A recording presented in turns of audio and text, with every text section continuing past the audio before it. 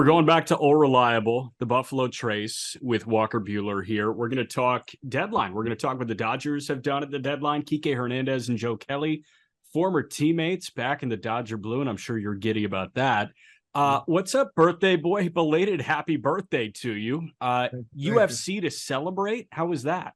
Yeah, big weekend. We're all over the place. My first, I've been to UFC before, but we had a union meeting, so I ended up only getting to see one fight, and it was in Phoenix a few years back. Francis Ngannou fought, but this was the first go do the whole thing, and we had a big time. They were really really good fights, and it was kind of sad. Wonderboy Thompson's one of my favorite guys, and his match got canceled, so that was kind of a bummer. But other than that, probably one of the coolest sporting events I've been to for sure. I was watching it on TV with my friends, and the Derek Lewis fight. I mean, that 15-second knockout, then the post-game interview. What was it like watching him? Yeah, it was. So the first fight we actually saw was the high kick in the prelims. I forget the guy's name, but that was the first one we saw, and then it was kind of a good run, including the Derek Lewis fight. But yeah, he took his pants off about as fast as humanly possible. I remember watching the original My Balls Was fight a few years back, and he seems like a funny dude. Man, did you link with your guy? I saw Theo Vaughn was there. You link with him? Yeah, we hung out for a little bit. He was in the fancier section. He said he was going with Rogan, so he was kind of occupied over there. Got you. Way too big. We got to talk to Theo for a little while. Got you. All right. Surprise topic before we get into baseball. I got a text from your agent Glaze. Okay. And it was a photo of him knelt next to a hole and a video of him walking about this on here. We're not talking about his hole in one on here. He asked us to talk about this. He said Vanderbilt Legends Golf Club, Sunday around 3:30 p.m., hole 16 on the North Course. He did this. He also asked how many you have, and he asked what your record is against Chris Glazier. I have no hole in ones. Okay. I have beat Glaze maybe once out of about 25 times we've played. But he's bald, and I have a full head of hair. And so at the end of the day, what do you really want? Yeah, if I had to choose, I'd probably choose me, Yeah. So I have a question about hole in one. So I was playing golf this weekend too, and there's a par 4 course and there's a par 3 course. And of course, when you start on a par 3 course, everybody is talking about which hole they're going to get the hole in one on. Right. And we had a debate within our friend group. Let's say it's a par 3, 140-yard shot, even 120 yard. You drill it. Is that a hole in one in your book? Because I said I don't think the yardage matters. I think personally, a hole in one on a par 3 only course is kind of like a half or a 3/4. It's not the same. So when people ask, did you get a hole in one and you made it on a par 3 course, you got to say half? Sort of, kind of. I think it's a disclaimer. I think, yeah, I got one, but it was on a par 3 course. Do you offer that disclaimer right away, or do you wait for the follow-up? Like, hey, I don't know if you guys are trying to put insult to injury on here. I don't have it, so I don't have it either. You're doing this to me. My assumption is neither of you do either. Just because Glaze got one and maybe talk about it doesn't give you guys the firepower to drop shit like this on me. We have to do it once in a while. You're pretty good at pitching. We need something. We need something. Yeah. So let us get to Kiké Hernandez now. Is that going to make you a little bit happier than the golf conversation? Yeah, we got a bunch of the boys back. We got some other new additions that are big. I like it. I'm excited. Honestly, I don't know if we're done. So cool. There's some other stuff going around, and could trade for another Hall of Famer potentially, is what they're saying. So damn. I want to start with Kiké, and then we're going to jump into Joe Kelly and Lynn too. But Kiké, you retweeted the video of him, getting down in the Dodger dugout, and that guy's vibe has just been immaculate forever. And his engagement photos wearing the overalls and, crossed legs in the back. He seems like a one-of-a-kind dude. Yep. How big is that for the LA Dodgers and for you to have, your friend Kiké back, and for the Dodgers to have that kind of presence back?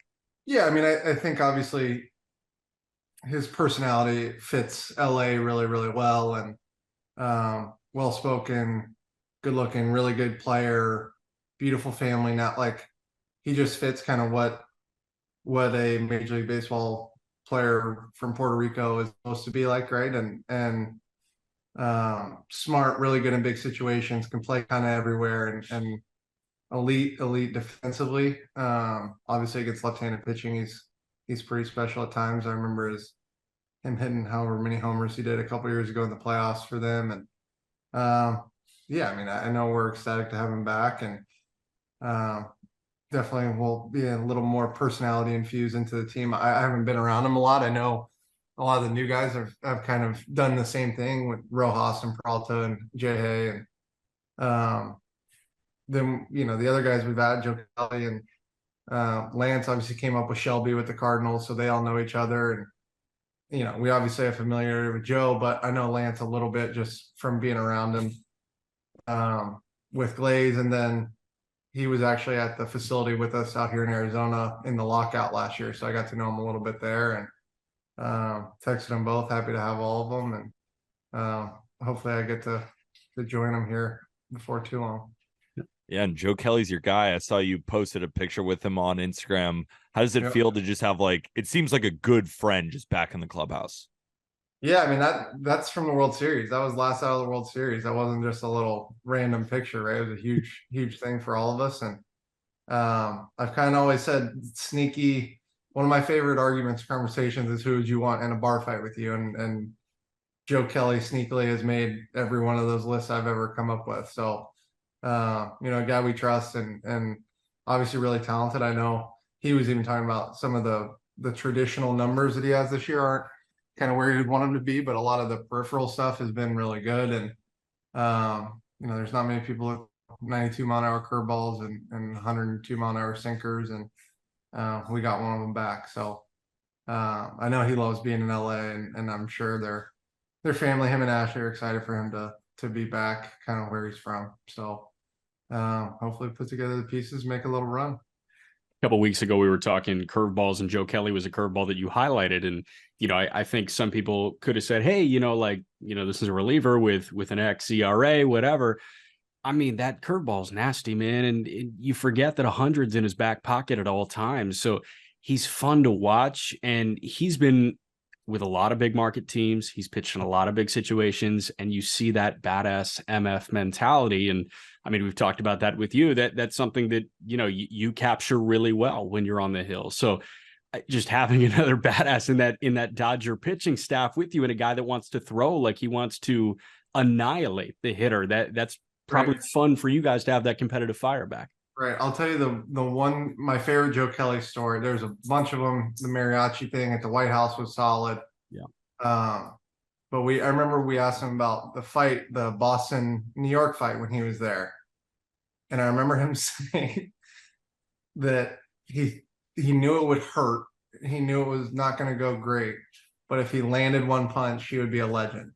And then it started the Joe Kelly Fight Club and all of this stuff. But it's just how Joe is. It's like, if he can make a positive, he'll take his licks to do something good for the team or to back his guys up. And I don't want to say that I think we've needed that, but our team is not super confrontational, and to have guys like that is never a bad thing. And obviously we saw what he did against Houston a few years back. And from my recollection, I started that game, and there was no hey, walk, it was kind of no, if somebody's going to do something, it's going to be on their own. And Joe did it first guy out of the bullpen, and he's just a special human that way. And you're getting another badass. I mean, Lance Lynn, him coming over too. You see him barking at guys, and he's kind of like Joe Kelly in that way, where you talk about where the ERA, they may not want it to be there, but the peripherals are looking up, right? That their best days should be in forward. Yeah. You said Shelby Miller is the guy who came up with Lance Lynn. Did Shelby have anything to say to kind of get you guys ready for the personality that is Lance Lynn? No, I mean, I know Lance is actually a really nice dude, and seems super nice. A lot different off the mound than he is on, seemingly. But I think, was it Pitching Ninja always puts his stuff up and him yelling and stuff, and And the nut watching grabs and all that. Yeah. yeah, for me, it looks like he's just yelling at himself a lot. So I don't really anticipate him like us getting in brawls because he's screaming, right? Like I think everyone kind of knows that he says it to himself and he's mad at himself. And I'm the same way. I don't think anyone said worse things to me ever in my life than I say to myself, on the mount. So I just seemingly don't scream them as much, but it's definitely in there. It's definitely happening. And Lance is also like kind of a seasoned professional. And we were just talking about this. Our friends at Foul Territory have Lance on, consistently. And Lance was on, I think, right after his final start as a White Sox, the day before he got traded to you guys. Like, who the hell's making a podcast appearance in those circumstances? Right. And I wouldn't blame you if you were in the Lance Lynn circumstance where you were, an expiring guy and everybody's talking about trading you. It's like, hey man, I'm not doing the Just Baseball show today. I don't want to. I got other shit to do. But I found that so fascinating. Feels like you're questioning my commitment. I did just get off a plane about 15 minutes ago. Okay, but you're not getting traded. Yeah, right. That we know of. I don't know if I think they could get a sauna for me. Maybe I texted Seager. I said, I think you guys are trading for me for a sauna. Said, all right, I'm happy to have you. A lot of health benefits to a sauna. Other guy that is coming to the fold is Amed Rosario from Cleveland. And Rosario had a ton of prospect intrigue coming up with the Mets. He was, kind of the headliner of the return for the Lindor deal. It was, good, not great first couple of years in Cleveland. He struggled so far this year, but that's kind of, an infusion at shortstop. And I know that Miguel Rojas has held it down for you guys so far this year, but having another guy to add to that, infield fold, that's got to feel good to kind of add another bat into the wrinkle. Yeah, I mean, I think I don't know too much about him. We just haven't played against him much, or we never played against each other in the minor leagues. You kind of get a read on guys that way, but yeah, I know for a long time he's really, really good defensively and had some big offensive kind of highlight stuff that he could do with speed and had some power. And Doc came out and said, I think he may end up playing some center field too. I think we're kind of getting back, our team, my first couple of years was very liquid in terms of having Kiké and Chris Taylor and, Muncy is a very position liquid guy. And, seemingly Amed is going to be as well. And I mean, shit, Mookie too. Yeah, I mean, Mookie now, it's kind of wild, but we went away from that a little bit in signing Freddie and Mookie and kind of having guys in the lineup at a position every day. And, the playoffs, I think, are a thing where 1% advantages are huge, and having the ability to have, all right, we can flip this guy and this guy, but he can cover here. It's such a big, I think it can be such an advantage, right? We always talk about the platoon thing, but it's not always just right and left. It's like, can we cover can we play defense the next inning if we get all of our lefties in or all our righties in? And having that flexibility or that liquidity, I guess, I think is a huge deal. You're also getting back a pretty big addition. You back to the Dodgers soon. We'll see. Because I saw on your Instagram, even for your birthday, you posted a bullpen and you're throwing gas. And I'm sure a lot of people come to this podcast and want to know how Walker Buehler's arm is going because it's coming up. How you feeling? It was good. I was like 92, 93, maybe a 94 in there in that kind of half bullpen thing. Jake Marisnik was standing in, so it's always helpful to get a guy that's been around, like to get your eyes on stuff. But yeah, we're throwing breaking balls and I'm feeling good. So this week will be big. Hopefully we'll face hitters on August 8th. So I've got 2 more bullpens. I'm going to meet the team in San Diego at the end of the week. There's a place down there called the TPI. They're going to kind of go through my delivery, and I've been working with a pretty well-known pitching coach a little bit, just kind of talking through some stuff. He's going to be over there, so it'll be fun. The team is there. It just so happened that it worked out that way, so hopefully I get to go see the guys and see kind of where we're at.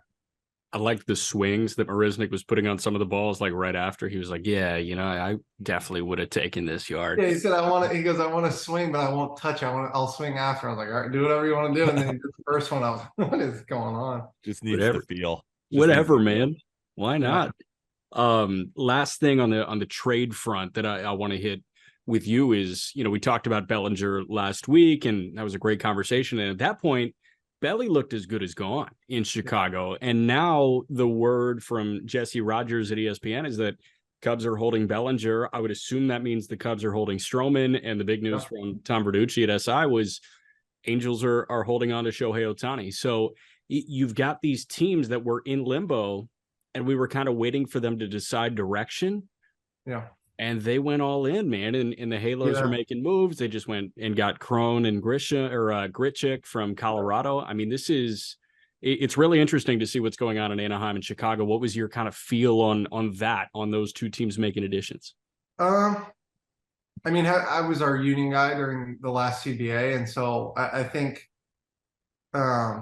this idea that more teams can make the playoffs or kind of have more of a glimmer hope, I think is a good thing, right? There's in years past, there's been like 4 teams that go and buy, and then one of those 4 teams is going to win the World Series. But now it's seemingly, for a minute it was like everyone would sell, now everyone's not, and I think the Cubs have won 8 in a row, or at least I don't know how they did today, but to put them back in that position and having kind of the playoff structure that we have now gives you the chance to make a run in July and change everything, right? We were naming off, mentally you're naming off Cubs. There's like 4 or 5 Cubs that could have gotten traded. For sure. And now it'll be none. The assumption is that if Bellinger is probably the biggest trade piece and they say they're not selling him, they're probably not going to sell the minor, the smaller entry, not that Stroman or any of those other guys are minor trades, but Cody's putting together a really good season, and he would seemingly be the first option to be traded, right? And so the fact that they think they have X amount of chance, and the Reds, the Reds were my favorite team growing up, but anytime the Cincinnati Reds, there's rumors of them being linked to Justin Verlander, like something is going good in terms of how they're playing, how the system is playing out. They want to make the playoffs, like even if they're considering that kind of stuff, right? I grew up begging them to make trades, right? I'm sure. And it's not the way that organization is run. And going back, we talked about Ellie De La Cruz, and I think probably people aren't talking about their baseman that is their steer that's having I think he's got like 15 homers already, and McLean too. McLean. Yep. Yeah. I mean, the fact that Jonathan India was talked about being traded is wild, right? Like, you look at the timeline, he won the Rookie of the Year, 2 years ago? Yeah. Can you imagine us talking about trading Belly 2 years after his Rookie of the Year? He won the MVP. Like, right. Like you're kind of in uncharted territory in terms of the amount of production they're getting out of rookies. And, the left-handed pitcher has been really good, or both of them. They have the big tall guy, and then Abbott, I know, is the other guy. Mm-hmm. I actually played golf with the other one. I forget his name. It's Lodolo? No, not. I played with Lodolo and the other kid that's been pitching a lot for them. Hunter Green? No. Left-handed, big tall lefty. Big tall lefty. Oh, Williamson. Brandon Williamson. Yes. Yeah, he was with Seattle at the time. Gotcha. And then he got traded. I ended up playing golf with him with my agent last year, I think, and pretty good golf swing that kid has, actually. Got you. But I saw he had a good outing the other day. It's just they're piecing it together, and it's just a weird. I think their team is very symbolic of like why this playoff format is beneficial for kind of everyone, because they can sneak in and those guys can play in 1 or 2 playoff games. You don't never know what happens, but like that was such a big deal for me when I was a rookie or my first or second year, like getting to pitch in big games and knowing the team trusted me to take the ball. I threw game 163 as a rookie, and then kind of struggled a couple playoff starts, and they kept giving me the ball and kind of figured it out from there. And in terms of the development of the Cincinnati Reds, I think this playoff format is great. Did you remember wanting someone really bad? Like I don't remember baseball wise wanting someone really bad on the White Sox. That's who I grew up rooting for. But I remember with the Bulls, I wanted LeBron, Wade, Bosch, or Dwight Howard, and I got stuck with Carlos Boozer, and I was really disappointed. Boozer was good though.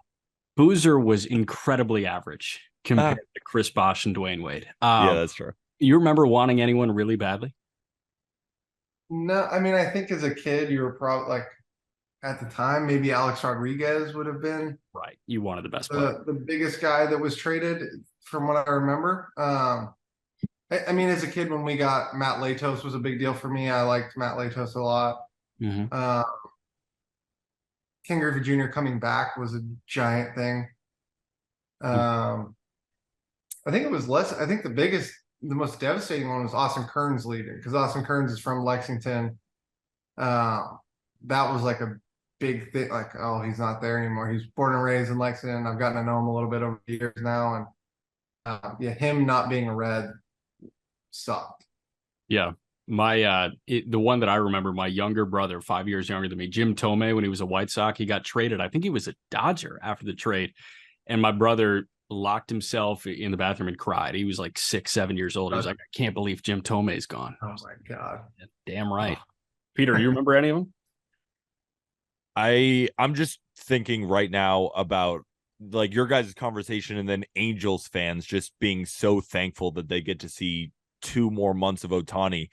But Jack and I and Arm too, we're just going back and forth considering, did the Angels do the right thing by not trading Ohtani? Because you talk to a lot of players and it's like, yeah, I get the notion that they probably should quote unquote trade him based just on what you could get, but how can you? Right. Yeah. So listen, I don't know Shohei very well, but I think they're giving themselves a chance to at least be competitive in signing him back now, right? They're saying, listen, we could have gotten a king's ransom for you. We decided not to. We flipped the script and then went and bought all these guys. Like, we want to win with you as a part of that. And that's probably a pretty, I don't want to say it's the most convincing argument, right? Like, money is going to talk, and it is what it is. And he's a generational, maybe all-time player. But it might give them at least they have a backing on the argument when they offer them a similar number than another team, right? And there is something like, you know, I've gotten to see it with Clayton, like there's a sexy thing to playing for one team your whole career, right? It means you didn't piss off anyone so bad they didn't want you around. Like, there's just a lot of boxes you have to check to play 10, 12 years with the same team. And so, you know, I got to assume they want him back, right? Or they're willing to. You know, we've seen Moreno make those big boy decisions with Pujols and Hamilton and Rendon and getting Ohtani in the first place. So, yeah, I think strategically, it's like if you feel at a disadvantage, like try and get back to even and then see what happens. And, you know, maybe that's what they're doing. I don't think there's anybody happier in Major League Baseball right now than Mike Trout. We're not trading Ohtani. We're getting Giolito. And then we're going to go get CJ Cron and Randall Grichuk. I just feel bad for the Angels, too, because all of this great news came in. And then Taylor Ward, unfortunately, after he got hit in the face by Alek Manoah, likely to miss the season with facial fracture. Yeah, it's a scary thing. The hitting guys in the head is a scary, scary thing. Yeah. You know, I had 2 of my pretty good buddies actually get hit in the face. Like Swanson got hit. I remember one of the first live at bats, Swanson had improbable hit with a 96-mile-an-hour fastball. JT got hit this year. Like, yep. Kyle Farmer got hit. Like, it's just I'm thinking Hayward was one of the first guys to wear one of those jaw extensions on his helmet because he got smoked too. No. Yeah. So, hey man, it's a scary deal. Beach time in San Diego. What's the word? No beach. It'll kind of be a work trip. We're gonna go to LA for a couple days. We have a lease. Obviously, we talked about my wife is pregnant and stuff, and we're gonna have the baby in LA. So we got a lease from August all the way through next season. Hopefully, I don't get traded. I don't know if I can get out of that lease For Asana, yeah.